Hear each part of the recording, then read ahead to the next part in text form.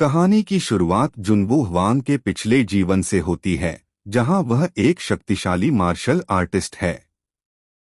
वह अपने जीवन काल में कई दुश्मनों का सामना करता है, लेकिन एक भिक्षु द्वारा विश्वासघात के कारण उसकी मृत्यु हो जाती है। मृत्यु के बाद उसकी आत्मा एक नए शरीर में पुनर्जन्म लेती है। वह हुआंग परिवार का पुत्र बन जाता है, जो एक धनी और प्रभावशाली लॉर्ड का परिवार है। जुनवू का पुनर्जन्म एक नवजात शिशु के रूप में होता है, लेकिन वह अपने पिछले जीवन की सभी यादें और मार्शल आर्ट्स कौशल को बरकरार रखता है। जैसे जैसे वह बड़ा होता है, वह अपने नए परिवार से परिचित होता है। उसके पिता लॉर्ड हुआंग एक सख्त लेकिन प्यार करने वाले व्यक्ति हैं, जो अपने बेटे को एक महान विद्वान बनाना चाहते हैं। जुनवू की मां एक कोमल और देखभाल करने वाली महिला हैं, जो अपने बच्चों को बहुत प्यार करती हैं। जुनवू की छोटी बहन वांग सेओयोन उसकी जिंदगी में एक महत्वपूर्ण किरदार बन जाती है। सेओयोन एक जीवंत नन्ही लड़की है, जो अपने भाई से बहुत प्यार करती है और हमेशा उसके साथ खेलना चाहती है। जुनवू, जो अपने पिछले जीवन में अकेलापन और हिंसा से भरा हुआ था, इस नए परिवार के प्यार और गर्मजोशी से अभिभूत हो जाता है। इन शुरुआती अध्यायों में जुनवू अपने मार्शल आर्ट्स कौशल को छुपाने की कोशिश करता है। वह जानता है कि अगर उसके पिता को उसके मार्शल आर्ट्स प्रशिक्षण के बारे में पता चला, तो वे नाराज होंगे, क्योंकि वे उसे एक विद्वान बनाना चाहते हैं, न कि एक योद्धा। लेकिन जुनवू के लिए मार्शल आर्ट्स उसकी पहचान का हिस्सा है और वह चुपके से अभ्यास करता है। वह अपने परिवार के नौकर क्युंगहो पर भरोसा करता है, जो उसका वफादार साथी बन जाता है। क्युंगहो एक साधारण लेकिन वफादार नौकर है, जो जुनवू के रहस्य को जानता है और उसकी मदद करता है। इन अध्यायों में कुछ हल्के फुल्के और भावनात्मक क्षण भी दिखाए जाते हैं। उदाहरण के लिए, एक दृश्य में सेओयोन जुनवू से कहती है कि वह बड़ा होकर एक योद्धा बनना चाहती है, क्योंकि वह अपने भाई की तरह मजबूत बनना चाहती है। जुनवू यह सुनकर मुस्कुराता है, लेकिन उसे चिंता भी होती है कि उसकी बहन को मार्शल आर्ट्स की खतरनाक दुनिया से दूर रखना होगा। वह अपने परिवार की रक्षा करने का संकल्प लेता है, चाहे उसे अपनी पहचान कितनी ही क्यों न छुपानी पड़े।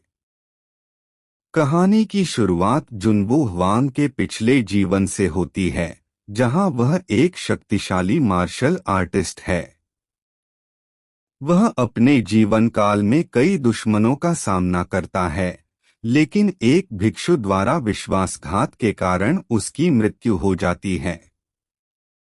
मृत्यु के बाद उसकी आत्मा एक नए शरीर में पुनर्जन्म लेती है।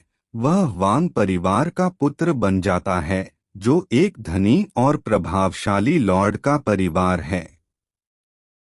जुनवू का पुनर्जन्म एक नवजात शिशु के रूप में होता है, लेकिन वह अपने पिछले जीवन की सभी यादें और मार्शल आर्ट्स कौशल को बरकरार रखता है।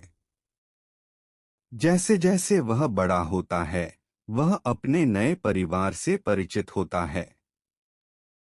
उसके पिता लॉर्ड हुआंग एक सख्त लेकिन प्यार करने वाले व्यक्ति हैं, जो अपने बेटे को एक महान विद्वान बनाना चाहते हैं।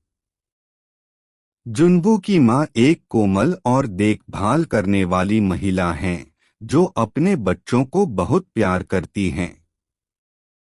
जुनवू की छोटी बहन वांग सेओयोन उसकी जिंदगी में एक महत्वपूर्ण किरदार बन जाती है। सेओयोन एक जीवंत नन्ही लड़की है, जो अपने भाई से बहुत प्यार करती है और हमेशा उसके साथ खेलना चाहती है।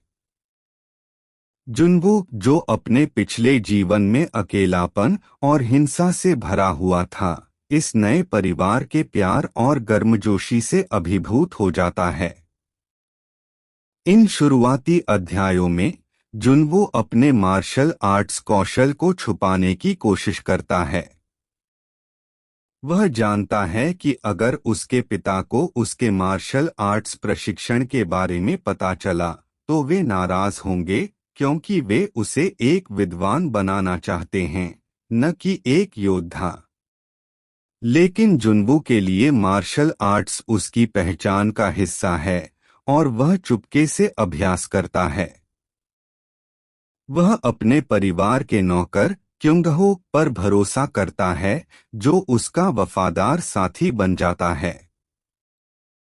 क्युंगहो एक साधारण लेकिन वफादार नौकर है जो जुनवू के रहस्य को जानता है और उसकी मदद करता है। इन अध्यायों में कुछ हल्के फुल्के और भावनात्मक क्षण भी दिखाए जाते हैं। उदाहरण के लिए एक दृश्य में सेओयोन जुनवू से कहती है कि वह बड़ा होकर एक योद्धा बनना चाहती है, क्योंकि वह अपने भाई की तरह मजबूत बनना चाहती है। जुनवू यह सुनकर मुस्कुराता है, लेकिन उसे चिंता भी होती है कि उसकी बहन को मार्शल आर्ट्स की खतरनाक दुनिया से दूर रखना होगा। वह अपने परिवार की रक्षा करने का संकल्प लेता है, चाहे उसे अपनी पहचान कितनी ही क्यों न छुपानी पड़े।